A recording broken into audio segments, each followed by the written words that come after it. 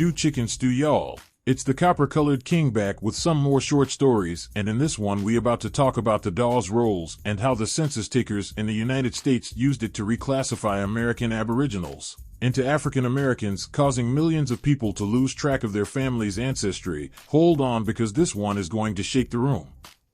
A story of identity. In the late 19th century, the Dawes Act aimed to assimilate Native Americans into American society by allotting them individual plots of land and granting them U.S. citizenship. This policy led to the creation of the Dawes rolls, which officially listed members of various tribes, including the Cherokee, Creek, and others. Among those affected was a young Creek woman named Eliza. Her family had lived in Alabama for generations, deeply connected to their land and traditions. When the Dawes Act was implemented, Eliza's community was torn between preserving their heritage and adapting to the pressures of a rapidly changing world. As the government began enrolling tribal members, Eliza's family faced challenges. Many of her relatives were denied enrollment because of their mixed ancestry. Some had African American lineage due to historical alliances and intermarriages between Creek people and enslaved individuals. The government's rigid classification often forced families to choose between their Native American identity and their African American heritage. Eliza's heart ached as she watched her community struggle. Her grandmother, who had taught her the old ways, was devastated when she found out that her name would not appear on the Dawes rolls due to her mixed heritage. "We are both," she declared, "and we should not have to choose."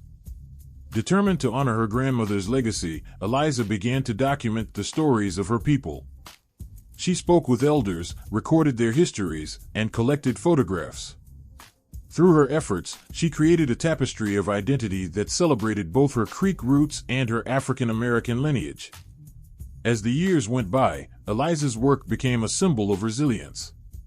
She organized gatherings where people could share their stories, bridging the gap between those who identified strictly as Native American and those who embraced their mixed heritage. The community began to understand that identity was not defined by government roles, but by shared experiences and histories. Through Eliza's efforts, the voices of those who felt lost found a new resonance. The Dawes rolls may have attempted to categorize and separate, but her community chose to unite, celebrating their dual heritage. They were both Creek and African American, woven together by the threads of history, resilience, and pride. In this way, the legacy of the Dawes rolls transformed. Instead of erasing identities, Eliza and her community turned a painful chapter into a powerful story of unity and self-acceptance, ensuring that their rich cultural heritage would endure for generations to come. This story is just a representation of what many of our ancestors went through.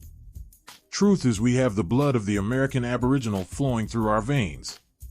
If you enjoyed this short story and found it informative, make sure you like, comment, and subscribe.